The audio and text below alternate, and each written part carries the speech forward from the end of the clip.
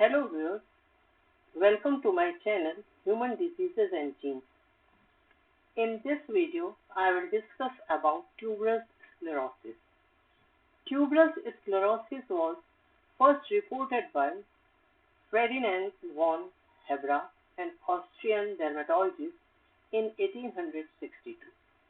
He observed the condition in a patient with a combination of skin lesions and neurological symptoms. Von Hebra's work laid the foundation for the understanding of this genetic disorder, which is characterized by the growth of benign tumors in various organs, including the brain, skin, kidneys, and heart. Tuberous sclerosis, also known as tuberous sclerosis complex or TSC, is a genetic disorder characterized by the growth of benign tumors in multiple organs, including the brain, skin, kidneys, and heart. These tumors can lead to a range of symptoms depending on their size and location.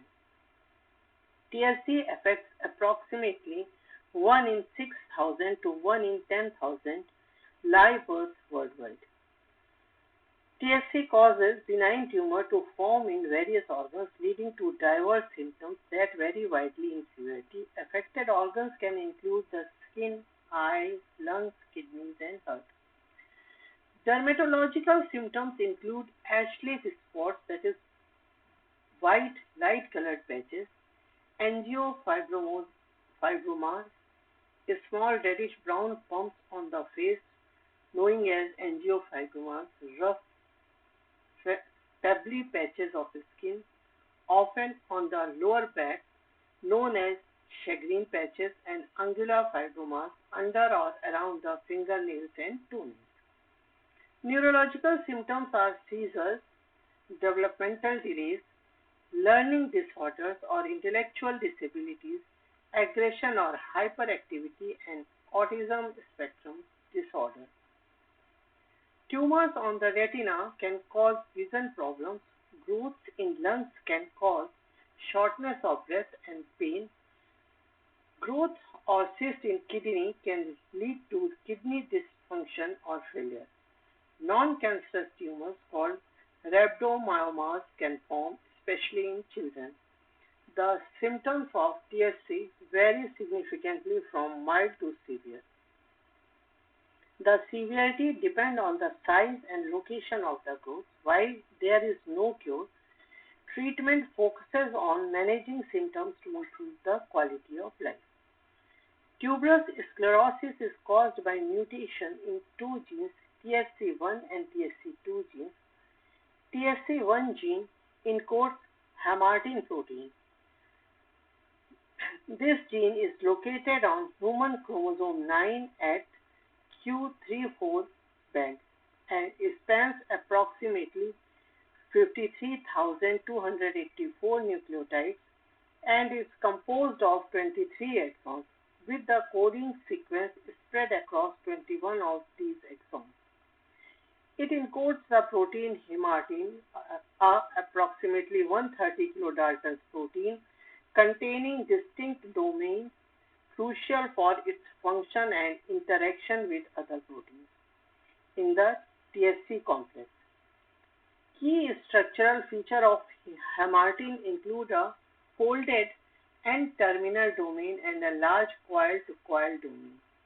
Hamartin is involved in the regulation of cell growth and proliferation. It interacts with tuberin, the protein encoded by the TSC2 gene, to form a complex that inhibits the mTOR, mechanistic target of rapamycin pathway, which is crucial for controlling cell growth and division. Mutations in the TSC gene can lead to the development of tuberous sclerosis by disrupting the function of the Hamartin-tuberin complex. The human TSC gene is a large gene at least 45 kb long, with at least 41 exons and located on chromosome 16p13. This gene encodes the tumor suppressor protein tuberin. Tuberin works with Hamartin to regulate the mTOR signaling pathway, which controls cell growth, differentiation, and metabolism. Mutations in the TSC2 gene can lead to tuberous sclerosis by impairing the tuberin Hamartin complex ability to regulate the mTOR pathway effectively. Disruption of this pathway due to TSC2 mutation results in uncontrolled cell growth and the formation of tumors. Tuberin is characterized by an N-terminal alpha solenoid domain and a C-terminal GTPase activating protein domain. The protein's structure includes 19 helices arranged in 9 heat repeats with an additional C-terminal helix. This structure allows tuberin to form the TSC complex with Hamartin and TBC1D7, which inhibits the mTOR1 pathway. Tuberous sclerosis is inherited in an autosomal dominant manner. Tuberous sclerosis is diagnosed using clinical criteria, imaging by MRI, CT scan, genetic testing, and physical examinations for skin, nail, and eye signs, along with tests for organ involvements like renal ultrasounds and echocardiograms. A healthcare provider looks for physical signs of TSC such as skin features like Ashley's spots, that is hypopigmented maculae, facial angiofibromas, and bumpy growth under or around the nail. Wood's lamp examination can make the Ashley's spot glow under ultraviolet light. Genetic testing identifies mutations in the TSC1 or TSC2 genes, which is definitive if a pathogenic mutation is found, but clinical criteria can also establish a diagnosis even without a detectable genetic mutation. Seizures or developmental delays may be early indicators that prompt a deeper evaluation. Tuberous sclerosis complex has no cure, but treatment focuses on managing its varied symptoms through medications, surgery, therapies, and surveillance. Management of TSC often involves a team of specialists including neurologists, dermatologists, nephrologists, and cardiologists to address the various aspects of the condition.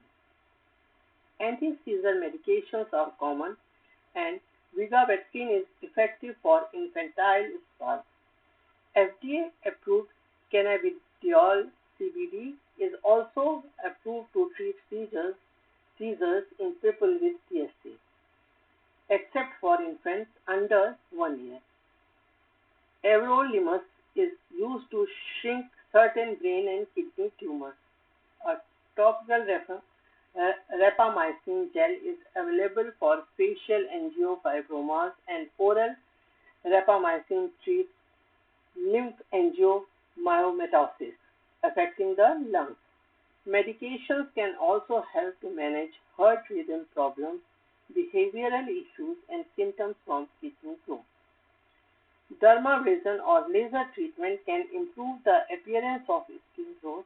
Surgery is performed to remove tumors that block organ functions such as in the kidneys or brain. It can also be used to control seizures that don't respond to medication.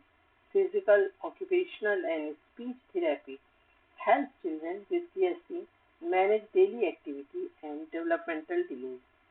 Lifetime surveillance, including imaging studies, is recommended to monitor for the development of common TSC-related complications. This is all about tuberous sclerosis. If you found this video helpful and learned something new, please like this video and don't forget to subscribe for more health insights. Share this video with friends or family members to spread awareness. If you have any questions or personal experience, drop a comment in comment box. Don't miss my next video. Until then, stay informed and take care of your health. Thank you very much.